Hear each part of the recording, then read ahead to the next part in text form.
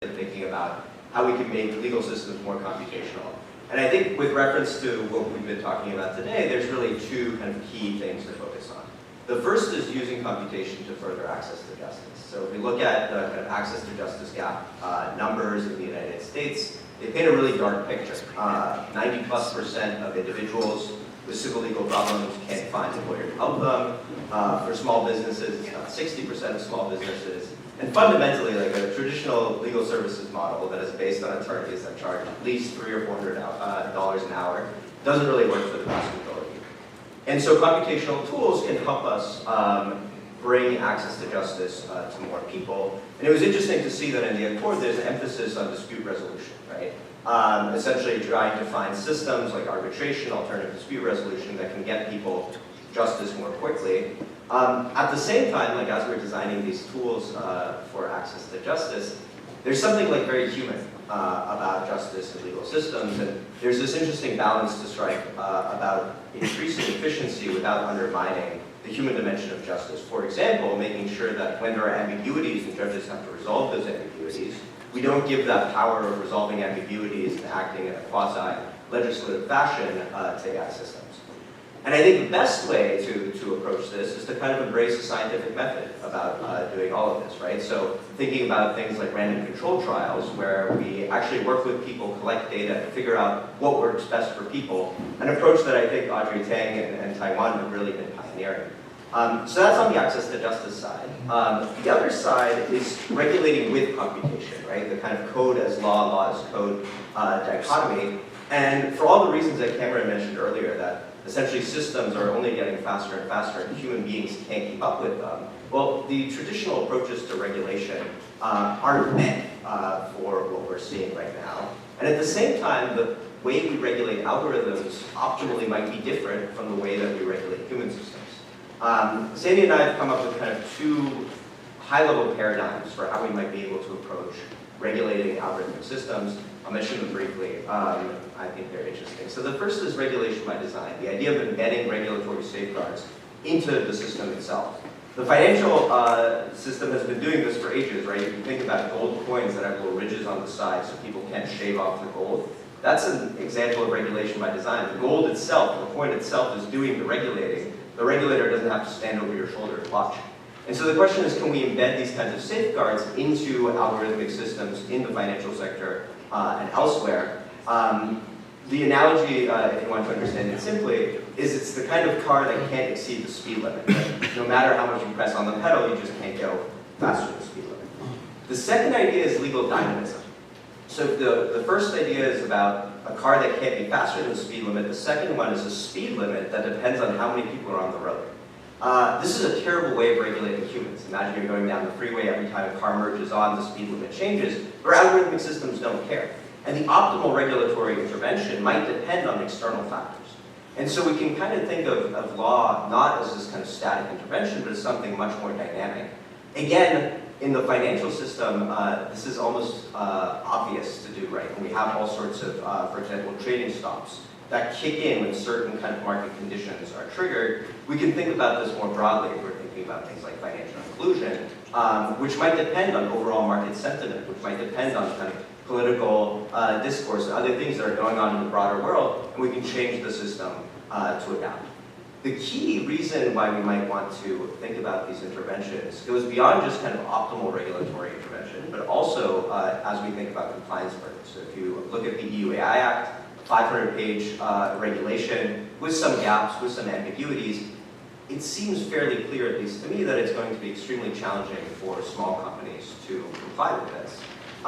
Essentially, you're creating a system where the very large players that have huge compliance departments can keep up and everybody else is left behind.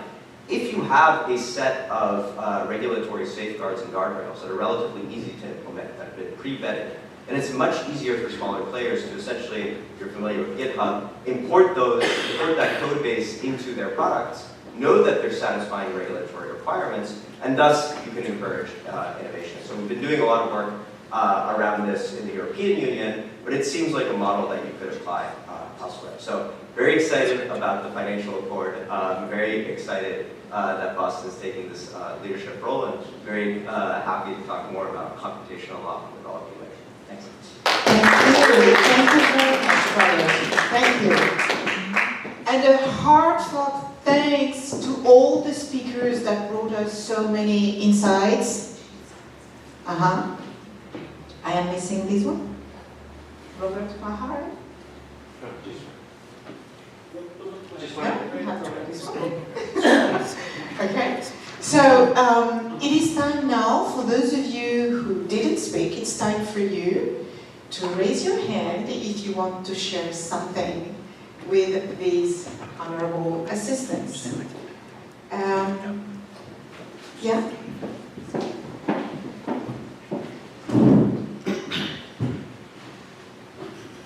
Sir, would you mind introducing yourself, and then the floor is yours? My name is Santosh Salvi. I'm coming from Nashua, New Hampshire. I'm a serial entrepreneur as well as I'm an elected state rep for Nashua, New Hampshire. Thank you. So my question is basically, I'm here to get more and more knowledge, number one. But I'm running an IT company for a while, and AI basically definitely coming up with the speed which we are not ready, number one. We are using AI, we are taking decisions, but I still don't see a strong policy in place within the country. I'm not even talking about the world level, because the world is basically, each and every world has a different demographics, different characteristics, and the data will be different for each domain, okay? So my question is, because I'm excited about this forum, I like to understand how we are going to build the policies, how we are going to govern, because once we started taking decision on this AI-driven data, we will be handicapped. Data right now, because I'm in the IT, so we have a data where we control the data, and we know that the prediction is same. Here we are not controlling the data. So we need to basically monitor the process and try to find out that the AI shouldn't make any mistakes. Because those mistakes will be very expensive, and those mistakes will go all over the world, or maybe at least if it is a country specific. So I'd like to know from experts what we are doing and what kind of policies are in place to avoid that in future, because once we are in the train is not going to stop. Thank you. Thank you. Indeed, this is a very good question. Who would like to respond? Come on, don't be shy. Okay. That's a very good question. You see, everybody's thinking about the right answer. Audrey, may I ask you how you started in Taiwan? Because maybe, sharing good practices can be a good step to start. Yes, in fact, the Engaged California platform that we designed was not initially designed to do wildfire prevention consultation. It was designed to regulate AI. And on the day of the launch, we tried to make social media use, and especially its harm on mental health of young people, the first topic. And after that, the more generally speaking, towards liability of frontier AI models and how the AI frontier companies can opt in to a multi-stakeholder certification mechanism in order to qualify for the eligibility to shield them from that towards liability. That was meant to be the next few topics. But on the day of the launch, the wildfire happened in Los Angeles. So we did not yet get around to the social media and frontier AI regulations. In a sense, though, I think this is better in hindsight because while social media and the frontier AI harms, as you rightfully pointed out, could be really devastating to many people, they still belong in the realm of experts. On the other hand, when it comes to maybe my backyard, maybe conversations when it comes to the wildfire prevention, everybody feels that they are part of it. And so maybe this kind of low-hanging fruit can get people more exposure to this kind of democratic conversations. Now, the main idea around the Taiwanese idea of AI governance is to go into each and every specific harm to anticipate those harms, and in a kind of like radar form to have a horizon scanning. So every time that we see, for example, non-consensual sexual abuse material, non-consensual internet images, deepfake porn, in other words, then we make a specific law amendment scanning the Overton window accepted responses by the people into a specific law amendment. I talk about the counter fraud as well, and election meddling, that's another one, cybersecurity, another one, and so on and so forth. And so if people see that for each and every emerging harm that AI models can bring, we can close the loop within, say, 2 months. Then we regulate in a very cybernetic fashion, negative feedback loop fashion, so that each and every upcoming harm see a immediate response. And the multi-stakeholder civic muscle grows stronger every time that we grow this kind of consultation. So hopefully, Engage California can, after the success that we already seen on Wi-Fi prevention, still be used for multi-stakeholder regulation. First on social media harms, which is the largest unaligned AI in existence because of enrichment through engagement. And also then after that, we can move on to frontier AI regulation. Thank you. Thank you, thank you, thank you. Wow. That's where we see expertise. John, I'm coming to you. You are probably one of the best experts on AI in this room. Would you mind telling us a few words? Oh, okay. I got involved with AI. I did my PhD 50 years ago, so. And been traveling and working in this field, particularly in cybernetics. And more recently, I want to follow up on David's comment, that our thinking of AI as a machine and our sort of machine metaphor, I think should give way to a biological metaphor. And that we really need to look at them as living agents. And they have models of themselves, and they make representations, and they have their own agency. And that has implications on how we think about finance and economics. If we look at our finance system, it's really a derivative from Newtonian mechanics, basically. You're looking at a mechanical system, price, you're making markets through information arbitrage, price value established between being able to get an equilibrium in that arbitrage. Whereas in fact, you create infinite fungibility, and that means you have negative externalities that are not reflected in the market. And this is something you try to cover through regulation, but regulation becomes captured. So there's an argument that you want to have the whole governance of a system, or the self-healing of a system, be built into it, as in biological systems. And that scales. And we know how, we've been understanding the principles of how complex things become multicellular, align themselves on multiple scales, which is very different than mechanical industrial models we have now. So the point that you were making, you having added it, why can't you recognize new value when it's added? And therefore you can issue new value, or tokens, or whatever the unit would be, that appreciates a bigger pie rather than a fixed pie. And how can, and I think I've been involved in regenerative finance and climate, and meaning how do you actually value the climate in the currency, something called nature-based currencies, where you create an alternative asset class that values the preservation of nature, but not just the preservation of nature, so pro-social behaviors, because you're creating value in that. And so what the argument I would make is that I think we have to rethink the fundamentals of our notions of finance and value creation. And we move from a more mechanical to a more biological notion, sort of agentic.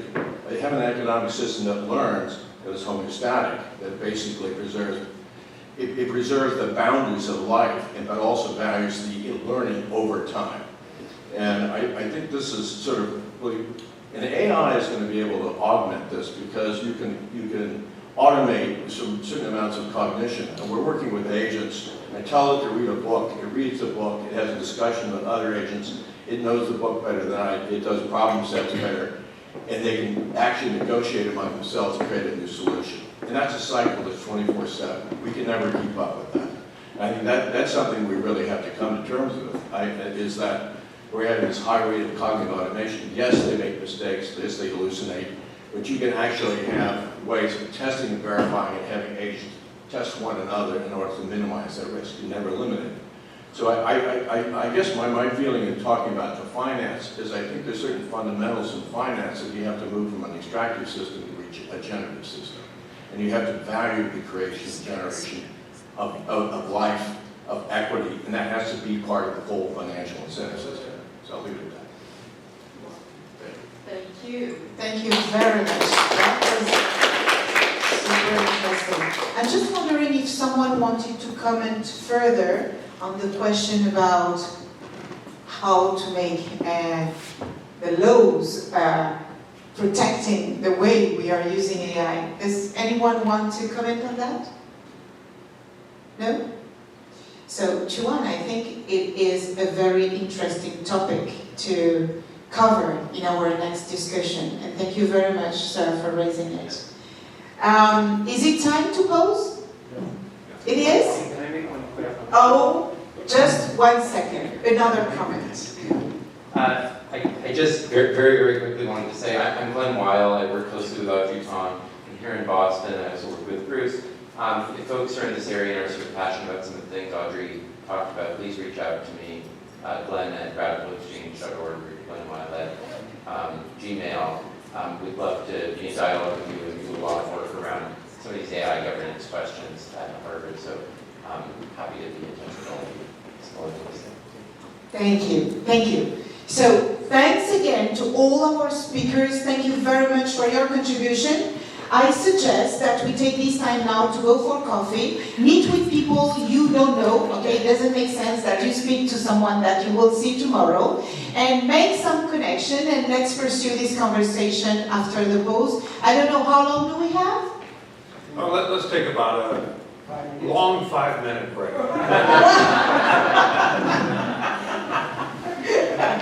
So it means 5 minutes? A long 5. Thank you.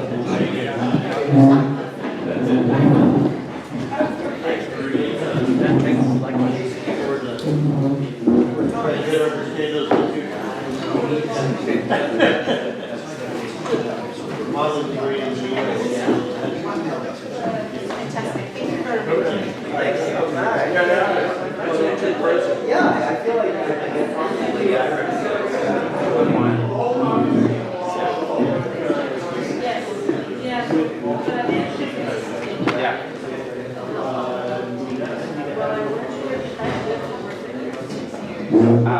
Well, I think Audrey probably would have a better perspective on that than anyone in the world. But I thought my thoughts Meta obviously partially is a big system, not as efficient as DeepSeek, arguably has higher performance, but it's much more expensive to train. So there's pluses and minuses on the question of who invests in what, where, and for what purposes. DeepSeek is very lightweight, easy to download, very portable. I don't know exactly what having an open source leadership from the US does in that context. I mean, how does it actually advance US national interest? There could be lots of ways. Like there could be things that are embodied in DeepSeek that we don't want embodied in there. Figure out who are and auditors, and then think about that in response. But I'm not sure just that we did it, especially because that is good or whatever, makes sense.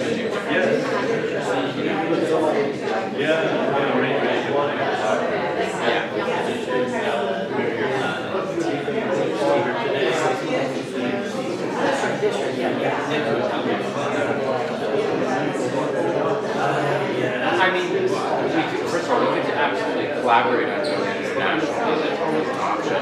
But I'm not sure that DeepSeek is so sort of efficient weights and easy to download. I'm not sure why having one that was created in the US other than like a sort of Sputnik response, I'm sure that we can do it. How it affects the outcomes directly. It doesn't have to be downloaded directly. Most that's what's powerful about DeepSeek is you don't run the research. That's the great advantage of DeepSeek. I mean, you wouldn't use DeepSeek. This doesn't perform as well in most cases if you want to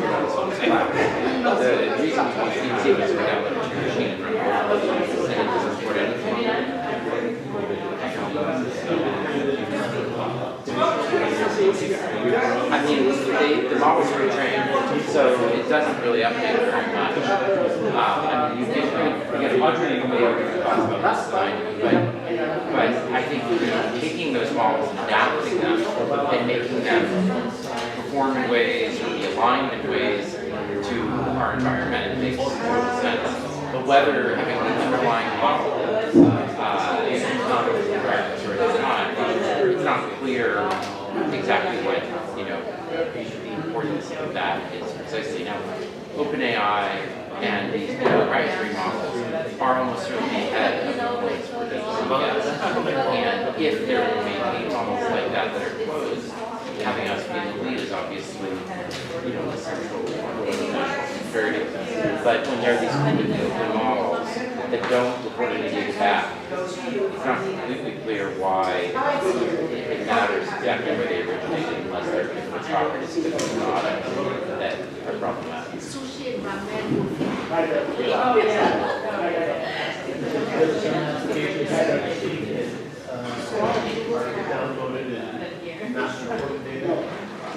I mean, most uses of it are like that now, but there's also the original version that runs on their, servers, and it does have a bunch of censorship. But it's pretty light, it's pretty easy to subvert. Yes. But if you download it to your computer, you can upload that 5 minutes and jailbreaks out. So I don't think that's the direct.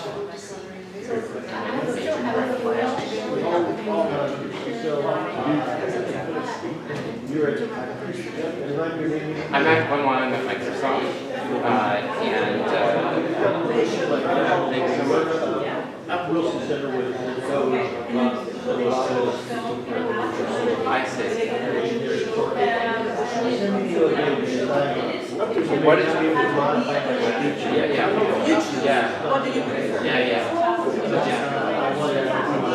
You're based in Boston.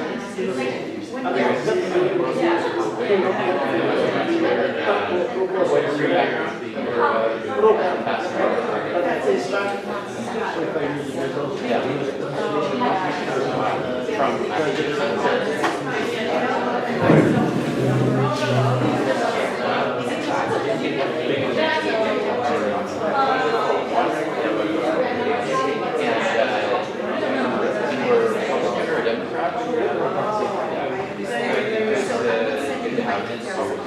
It's a very challenging time. How are you feeling about the moment?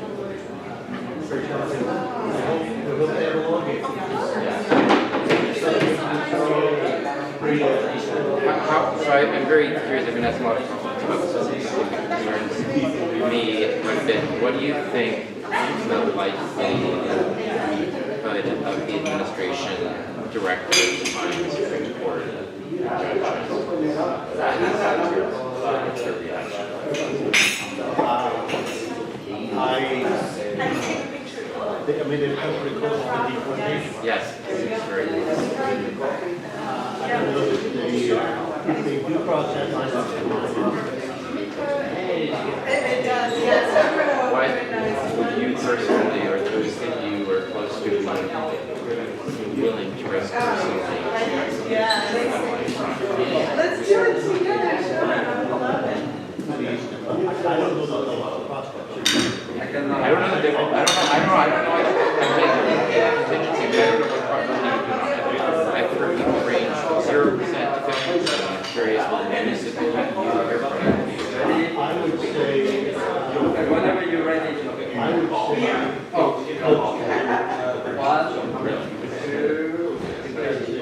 if they do, See, that's why we need a very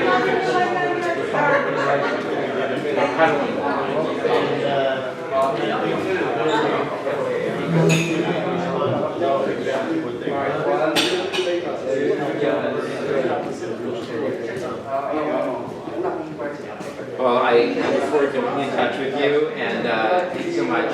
Audrey, as I said, is more than anyone in the world about this precise question. So let me take over and make sure you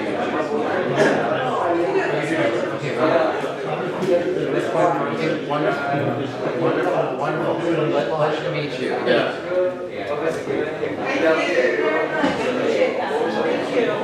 Thank you. Yes. Fantastic. Yes.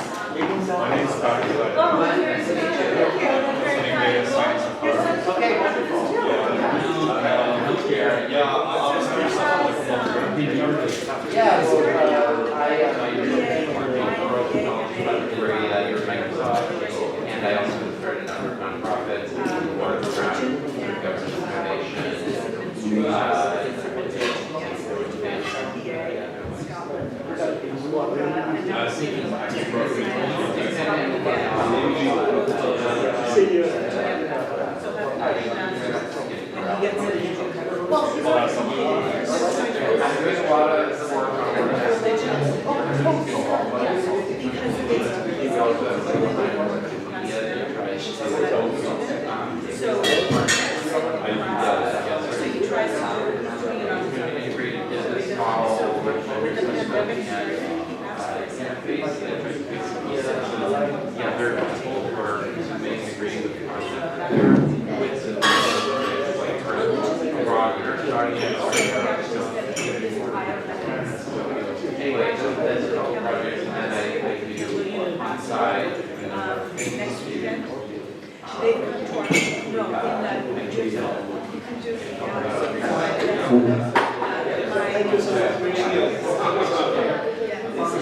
I like the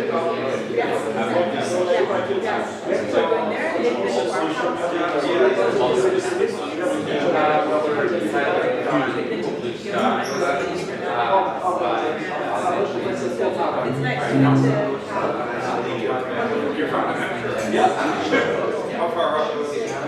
Oh, especially on the parking. Pleasure, yeah.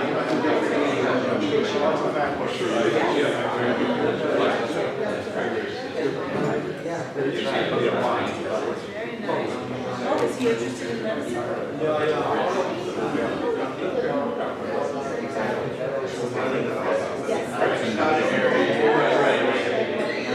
That's why.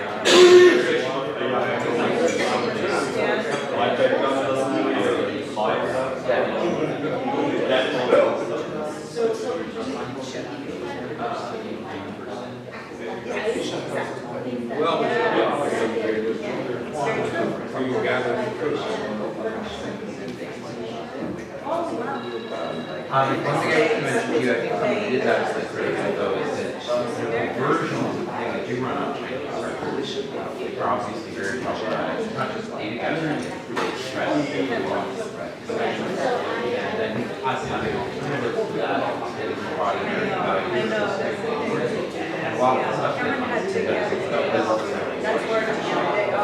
Medical school?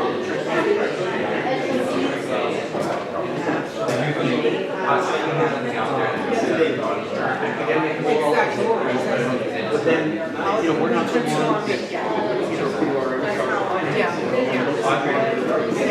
But you.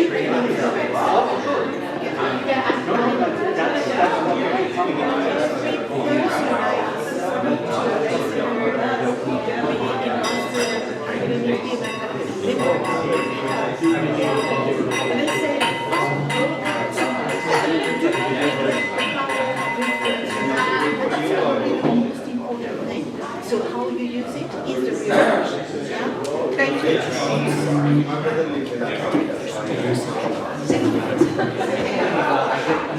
I'm sorry. Yes, let's have a coffee. Just send me your email, and we'll think we'll sit down.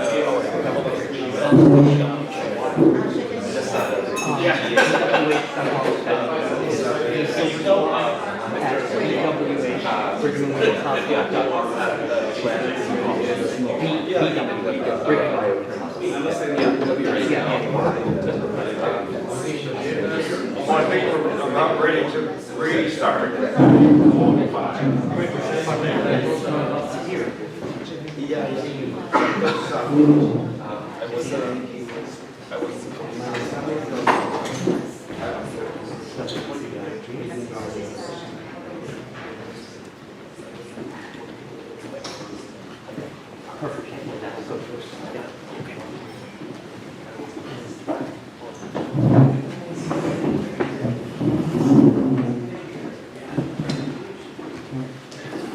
Okay, well, welcome back to the next phase.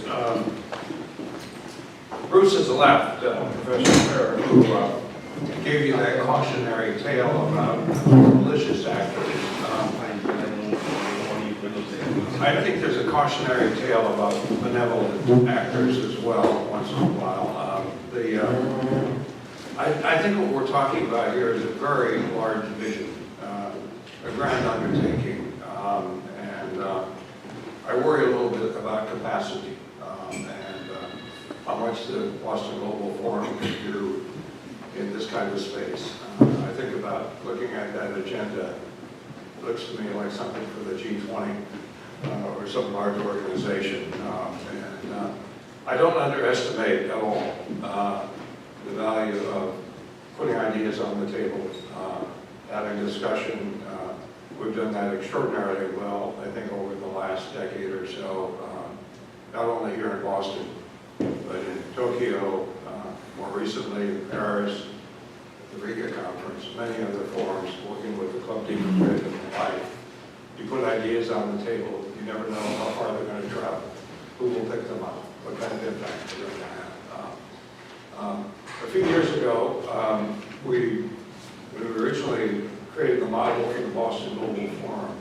The idea was that we would tackle an issue a year. But maybe 5 or 6 years ago, we kind of settled on AI. And Tuan got us there before the rest of the world, in many ways, got us really centered on AI. And for about 5 years, our focus has been on ethical uses of AI and trying to promote that particular way of thinking about AI and expanding people's conception of what ethical AI would look like, human-centered AI and the like. And as I look at this proposal, again, thinking about capacity, I think we should consider it in our discussions at some point. It doesn't have to be today, but whether we should only take on a piece of this. That's the ethical AI piece of the finance question, and not all of these other pieces that we put on the table. I think it's an extraordinary vision. I just worry about our ability to grapple with that many issues across that big a space. This is an idea that also involves trying to bring other nations into the mix, creating some kind of maybe informal, maybe formal coalition. That gets to be a strategic question. And I can't think of anyone better than to help us think about that than my friend from the Wilson Center, Mark Kennedy.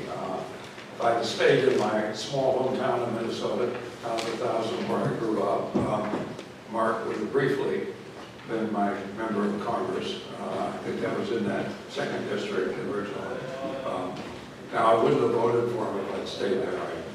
I was on the other side of the political fence, but, and then, so Mark was in Congress for several terms, then ran for the Senate against Amy Klobuchar.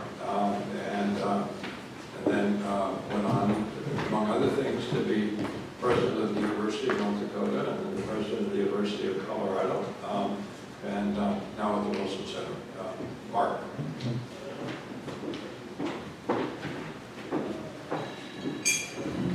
Thank you, Professor Patterson. It's great to be with you here again. I look forward to a conversation about, we've talked about the finance model, but the Boston Global Forum is also putting out a new economic alliance that they've talked about. And that's what I'm going to be addressing here today. And I really think that there's a profound realignment that is underway. It's not just in global politics, but it's in global technology. And the world is dividing digitally. China is accelerating this divide. Its cybersecurity and data laws compel firms to share information with the state while concealing that access to the world. Its civil military fusion is fueling an AI-powered military buildup with global consequences. The U.S. response is not, as Lenin warned, of selling the rope by which we would be hanged, but instead by having restrictions on advanced chips and compute infrastructure. Yet this is not merely a competition really between technologies, it's a contest between systems. The question isn't just who has the fastest model, but who will shape the digital future, its rules, its reach, its values. As Secretary Raimondo made clear, it is no longer realistic for nations to fully participate in both the American and the Chinese tech ecosystems. A split is underway. A two-way race has begun. No third digital pole can match the scale of China or the United States. Only these two powers combine the frontier models, the advanced compute, the global cloud region. Here, the U.S. holds a distinct advantage. The majority of digital content, scientific research and training data is in English. This gives American-aligned models a structural advantage in reasoning and global relevance. The race is ours to lose, but we could still fumble the future if we fail to act strategically. And I'm going to outline 5 steps that I think we need to take. The first is we need to build a trusted alliance, not a fragmented ecosystem. The Boston Global Forum's new economic alliance reflects a central truth. We cannot go it alone. The U.S. must deepen its partnership with traditional allies like the UK, Japan, South Korea, and the EU. We must forge tighter alliances with India. But we also must reach out to rising powers like Vietnam, Brazil, Kenya, and many others. But there's 2 internal risks that I see that could fracture this coalition from within. First, the European Union's drive to be a regulatory superpower threatens to divide the democratic tech sphere. While well-intentioned, overly rigid AI rules risk stifling innovation, as well as creating incompatibilities with trusted partners. The answer should not be regulatory convergence, but interoperability, allowing systems to work together securely, upholding rights and safety while encouraging innovation. That's why the Wabe Institute convened a roundtable in Geneva alongside the WTO's Global Forum last September to explore how can we ensure democratic models of AI leadership can remain dynamic, responsive, and aligned across borders. The second risk and the second step is U.S. has the risk of overcorrecting. Our export controls currently allow unrestricted access to just 18 countries. That's left out is 22 NATO countries, India, Israel, and others that could and should be part of our trusted system. Every country America excludes, China would be happy to include. Security and market access must go hand in hand. Restricting too much too fast will undercut U.S. firms, cede ground to China, and drive neutral countries towards Beijing's orbit. That's why we must establish clear, credible pathways for nations to earn access to U.S. models and infrastructure, especially those that already are aligned with our security interests. Global trust in U.S. companies is a strategic asset. We must not squander it. My third step is that we need to come up with the right answer as to a trusted open model. China is not just exporting hardware, it is exporting influence through code, cloud, and AI models. DeepSeek, Beijing's open source large language model, is a primary example. Technically impressive and low cost, it markets openness while tethering its users when used within China to censor data, Chinese infrastructure, and continuous dependency. It follows the Huawei model of data absorption disguised as digital inclusion. That's not empowerment, it's entrapment. To counter this, leaders like Sam Altman and Eric Schmidt have urged that the U.S. needs to back a trusted open source alternative, one aligned with democratic values, transparent in training, and safe by design. I don't know that we have the answer, but this is something we need to come up with the answer. And I would say that whether it's an open model or a closed, that the U.S. must ensure its companies remain the global default through capability, trust, and accessibility. And that requires strategic openness, not reflexive restriction. Fourth, we must extend shared infrastructure. Emerging markets want to align with Western technology, but cannot build alone. If we do not help them construct their digital futures, China will gladly sell them one. We must support shared AI infrastructure across regions like Southeast Asia, Latin America, and Africa. That means co-investing in cloud services, compute access, technical training, and local data governance standards. It means empowering nations to lead their own development while remaining in a trusted, rights-respecting digital sphere. This is not charity, it's strategy. Fifth, we must embed AI in economic statecraft. We must recognize that AI is a pillar of geoeconomic strategy, not just a technical sector. AI will shape data flows, supply chains, talent development, and alliance structures. It must be embedded in our foreign policy, our coalition building efforts, and our development assistance agenda. Unlike China's state-fused model, America's innovation system is decentralized, pluralistic, and open. This is a competitive advantage, but we must empower U.S. firms to operate globally in a way that advances the shared interest in a free and trusted digital future. We must also make a simple distinction clear to the world. U.S. companies are not arms of the state. They are innovators, collaborators, and catalysts of opportunity, not enforcers of central command. In conclusion, the Boston Global Forum's new economic alliance captures the challenge and opportunity. AI is not just a technology, it is a test of whether open societies can cooperate at the speed of innovation. To pass this test, we must do more than just set standards. We must share tools. We must share compute. We must share responsibility. We must not only lead through innovation, but also through engagement. Thank you.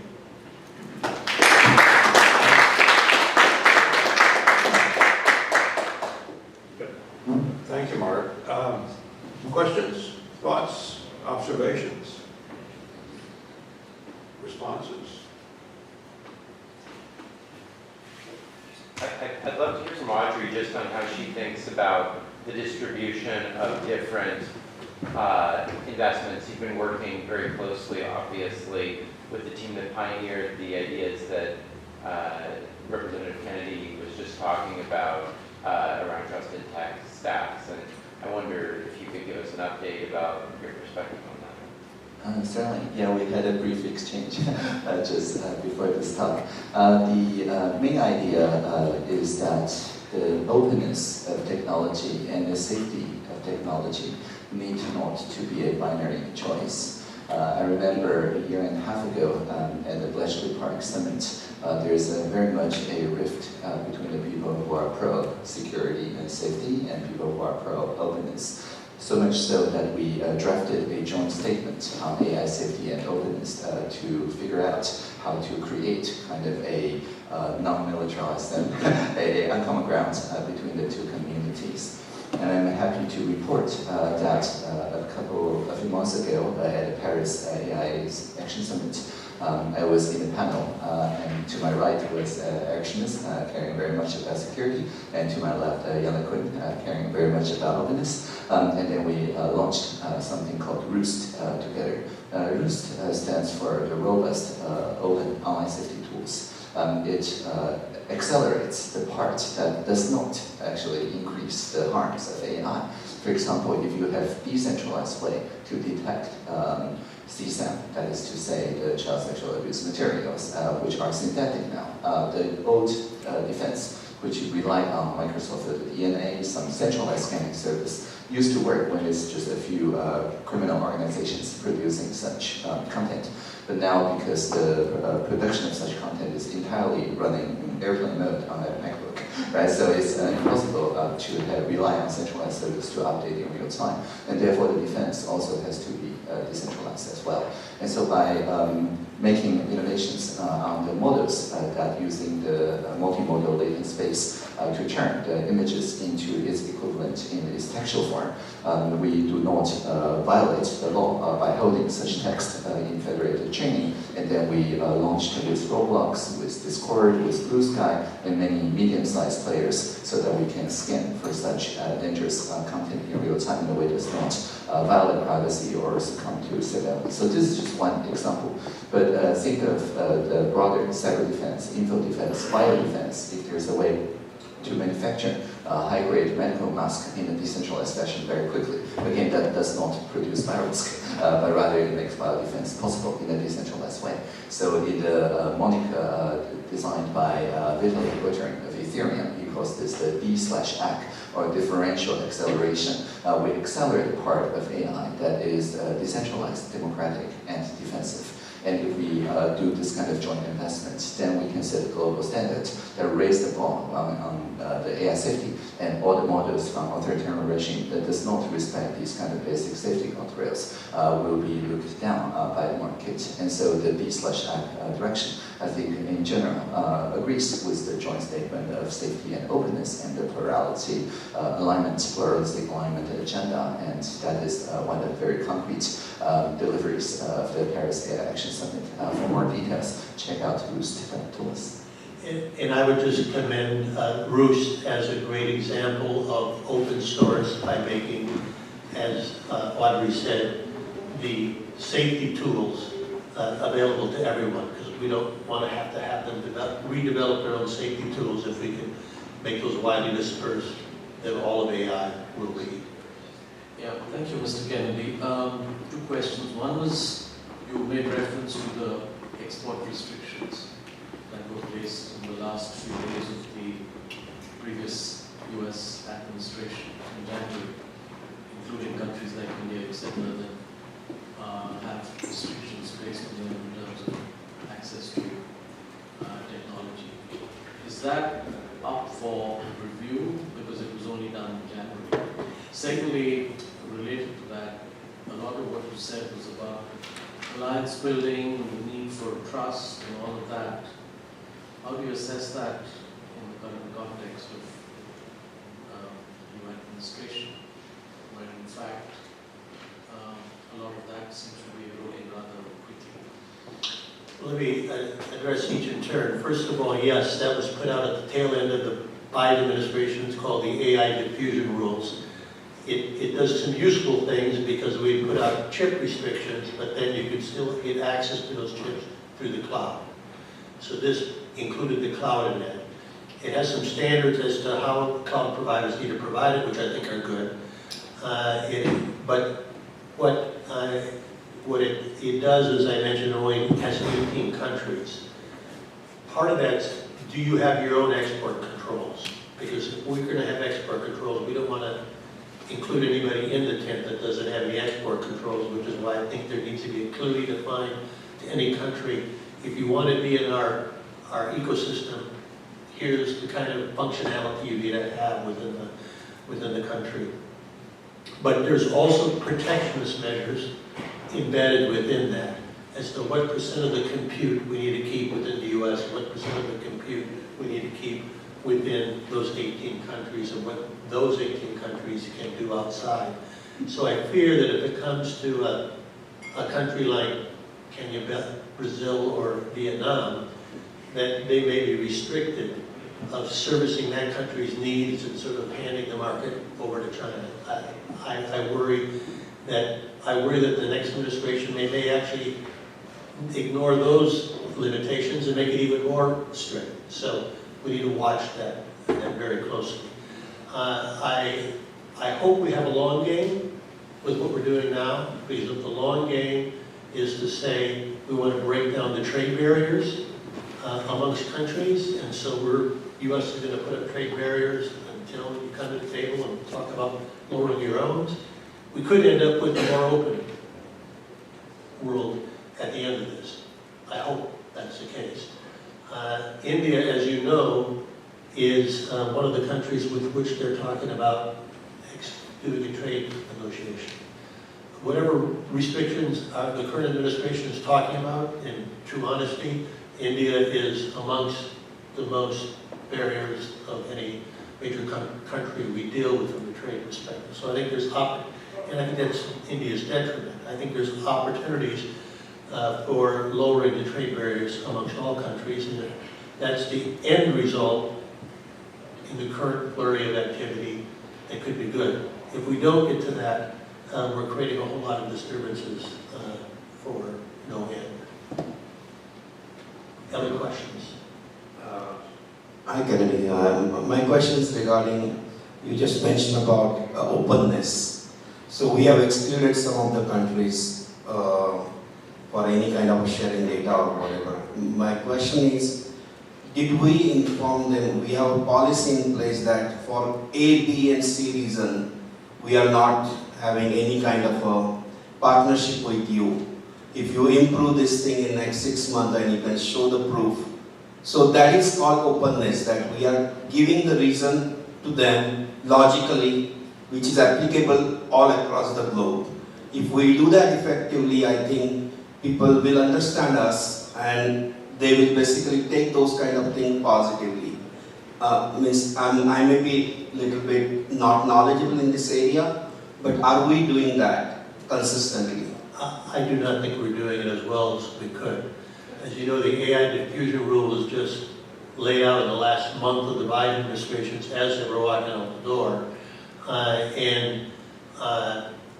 They tell me in the long document that there is the discussion of creating the pathways, but I don't think those pathways to being in the tent are well defined and certainly are not well communicated. And I think they need to be, because my prior comments about life as a game of addition, not subtraction. If we only really truly have 18 really good friends, allies, we're limiting the reach we could have. We should want to have 40, 50, 100, 150. And so give them the path to get there, and I think many will. Many EU countries are not included there. The EU is there a Europe? They decentralize the implementation of things like export controls to the countries. So when EU argues that everybody in the EU should be in it, we're saying if you're going to diffuse it to the countries, if that country's not doing it, the standards for export controls, they're not in the tent, but we should be transparent about what that is. And not just transparent, but communicate it and encourage other countries to come inside the tent. Just a follow-up. Do you think that things will be resolved in transparency and the communication in next 3-4 months, or? I would hope so, but another part of the challenge we're taking on is this is all within a very small slice of the U.S. Commerce Department, which is staffed with a very complex implementation, and just getting staffed up again with the change of administration. So I'm not sure, there's a lot of debate within Congress. We haven't really created the capacity within the government to really manage strict rules like this with really good responsiveness to the other countries. Similarly, on the trade front, by putting up the idea of every country in the world, we're putting up tariffs, come and talk to us about a trade agreement. It's not easy to negotiate a trade agreement. We don't have the staff within the U.S. trade representative to do all that in a hurry. So I'm not sure that at a minimum the strategy of having the capacity to make the change, foster the change that the administration wants to do they have the team on the ground that can execute that? And I don't know that they do. Mark, I have a question. Taking into consideration your deep experience in the U.S. and international affairs, can you tell us, in your opinion, how the G7 and the G20 can play a role in coordinating these ethical response to the disruption to AI? I think you're having a challenge with the heightened strategic competition that we have today, that any organization that has both U.S. and China in as a forum for conversation, not a forum for action. So I'm not saying we should have the G20. It's a great forum that has the opportunity for the U.S. and America to come together with everybody else. But I think really the key pillar of global action is more the G7. And I think what you're finding is that China is trying to make the BRICS an alternative to the G7 and create a competition between the two. What has helped the G7 is unity of action. And I always say that when people ask what's the most important thing that happened out of G7, I says the first thing is they agreed on something. And that's not always easy to do. G7 has done a very good job of reaching out, particularly when Japan was hosting, reaching out to other countries as observers and trying to bring them in, and I'll probably be writing a piece to say that perhaps the G7 should be added to. The challenge is that the more you add to it, the harder it is to get that unity. But you want to keep that unity, and you want to have it be as big and broad as you can and still get the unity. And then you want to make sure you have an outreach to other countries. I think there's a huge, such a wide variety of views within the BRICS that's getting added to by adding more people to it, that the likelihood that the BRICS are going to get any kind of cohesive action is minimal. It's also there, India's in a fulcrum point there where I think China is taking India for a ride in many ways on the BRICS in a way that's making India increasingly uncomfortable, and will have difficult decisions to make. But I think the G7 is central to U.S. leadership. A bigger, broader issue, which I may not be able to solve, is all the other multinationals, particularly the World Trade Organization, on which our Global Trading Foundation rests. Yet there is a lot of people that are ignoring it or thinking that we don't need it anymore. But every other trade relationship is built on a WTO base, and we need to figure out something there. We have time for one more question, which also means time for no more questions. Another question of Mark? Mark, thank you so much.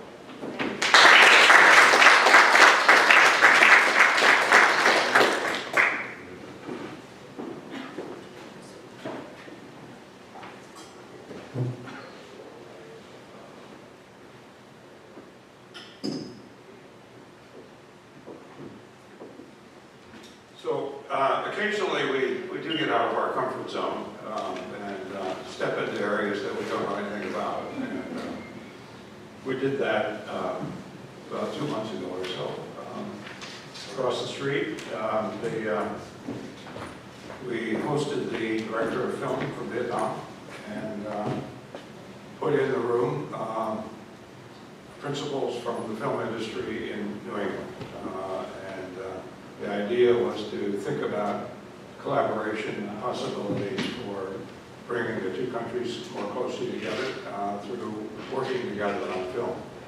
And one of the outcomes of that, and the conception for it actually originated here, is creating a state-of-the-art film studio in Vietnam.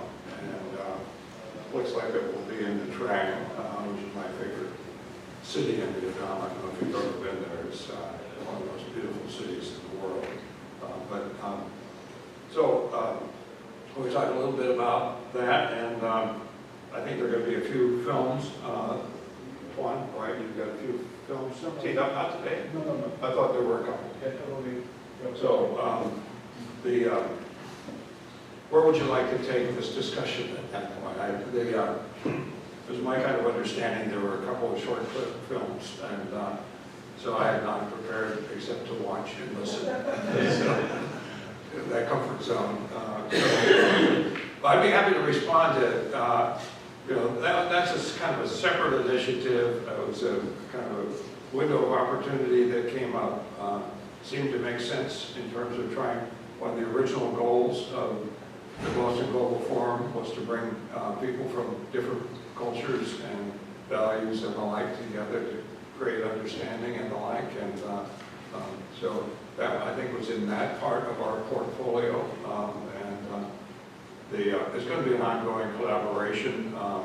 The New England film people are very excited about the possibility of doing work with and in Vietnam, and obviously the state of the art here in the movie industry is substantially higher than it is at this moment in Vietnam. So this could be a huge mutual benefit, I think, to that sector of both economies. And what I think about in terms of the possibilities in Vietnam, in January, I was in South Africa. I also put on a little different hat. I'm doing a little film venture of my own. So I was with the leading production company in South Africa. And they're eating Hollywood's lunch, as you might expect. They can produce films for about 30 cents on the dollar compared to what you can do in Hollywood. They did the recent Maverick film there, for example, so they could do really high-end films. And I think that's the vision that Tuan has, I share, and the head of film in Vietnam also shares that somewhere 10 years down the line, 20 years down the line, this new film park, if it actually gets constructed, it looks like it will be state-of-the-art and have some extraordinary amenities as well. It's on the South China Sea, so it will be one of the few studios that has its own marina, and you have your own marina, and you have some villas and some condos and a nice hotel and everything overlooking the South China Sea. It's going to be a very inviting venue. Now, of course, at this point, it's just an idea on paper, but it seems to be moving along. It started across the street 2 months ago. So, and thanks to Tuan for pulling that together. So is Minister Yama going to speak as well? Is he going to be piped in? Okay. I just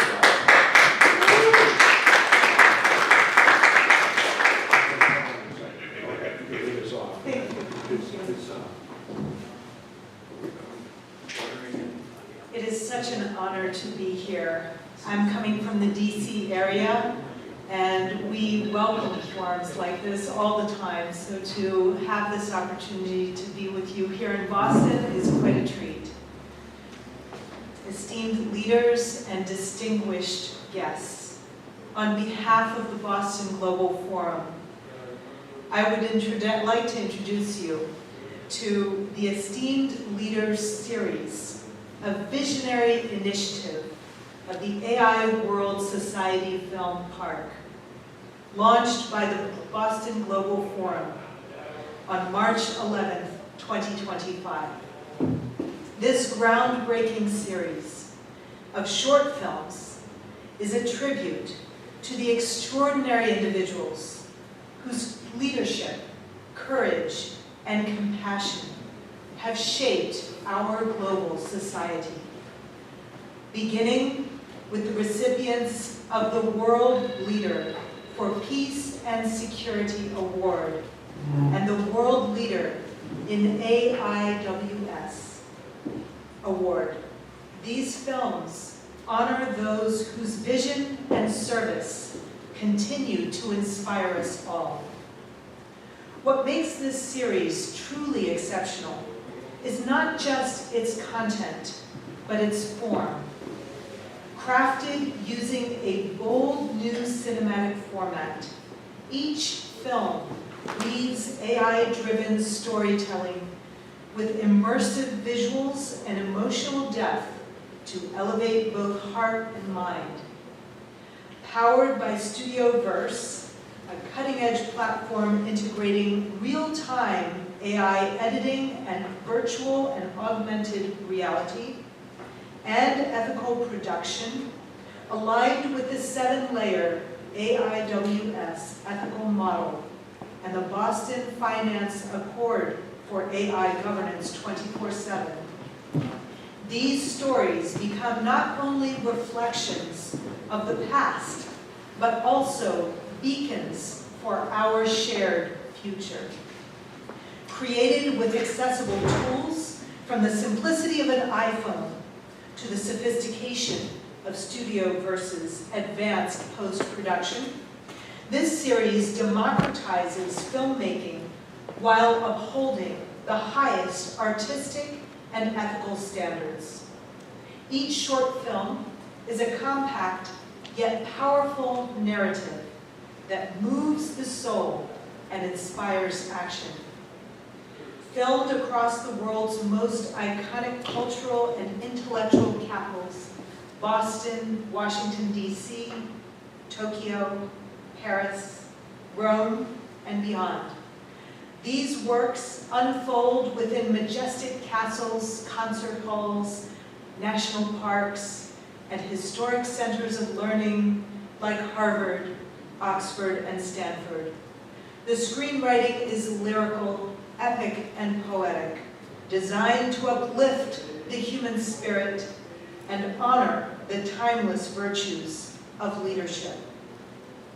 The inaugural film in this historic series pays tribute to Prime Minister Shinzo Abe, recipient of the 2015 World Leader Peace and Security Award. His legacy, particularly his vision for a free and open Indo-Pacific, continues to guide our efforts to build a more cooperative and enlightened global society in the AI age. We invite you to join us on this cinematic journey, where history meets innovation, where the past lights the path to our future, and where the stories of great leaders stir not only the imagination, but the soul of humanity itself. May this endeavor lend assistance in the manifold and diverse dimensions of civilization building, opening it to new frontiers of learning. Thank you.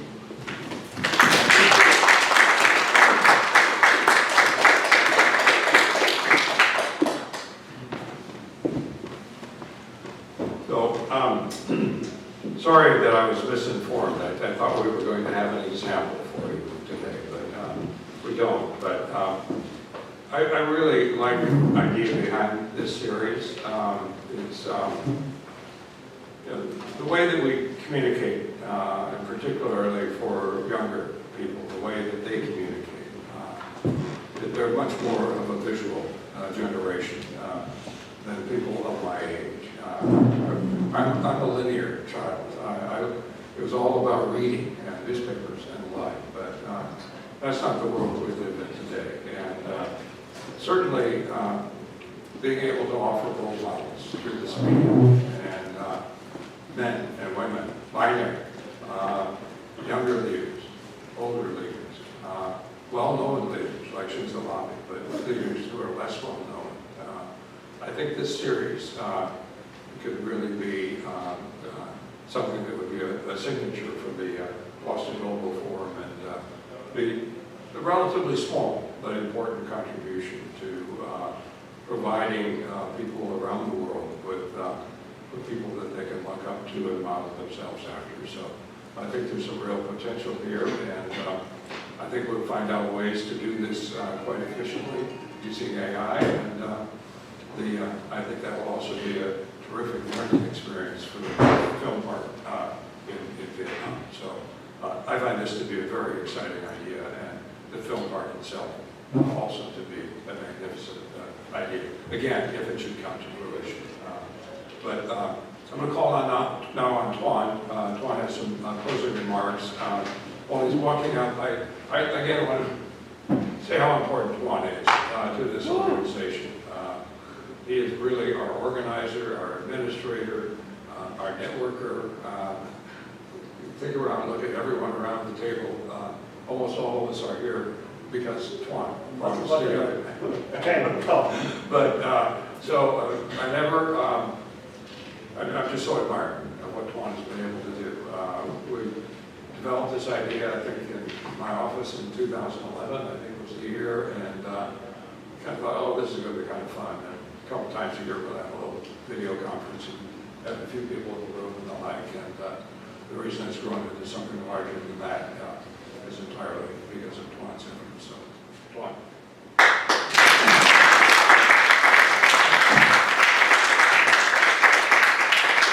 Thank you so much, Tom. Thank you so much for all our dear friends can hear and great contribution from your intellectual brain and special heart. So we are very, very honored to welcome you and at your contribution. And we will do with your ideas, your contribution. And we start from now with many modern financial accord for AI governance 24/7, and also with initiative new economic alliance, because now US need very much set up new alliance as proposal Mark Kennedy present, and we will do for that, and we will look forward to our community contribution and engaging. And also Fieldback, AIWS, Fieldback, and Singular Bay, and also Architect himself, that is our world leader, Tom Wood, great figure, inspire our people work and with our mission, make the world better in the age of AI. And from my heart, again, thank you for Tom, my dear friend. He is a professor at Harvard, brought me to Harvard when I prepared to leave Vietnam 2011. And also from my heart to Governor Michael Dukakis. He is my dear leader. And also yesterday I talked with Mr. Elizabeth Moreland, dear friend, very, very much deep, so moved with his heart to support and lead Boston Move for him. And now we are start now, and we are finished concluding for this conference today, and for not many event, online discussion, group email, and also official event in November with the topic, and also in September with the Boston Plural Summit idea from Audrey Tang, and also with Minister Elizabeth Moreno. And once again, congratulations and honor Audrey Tang for your great contribution, dedication, and make the world better and lighter. Yes, thank you so much from my heart for thanking all our staff, our people, make our event great event today. Thank you so much.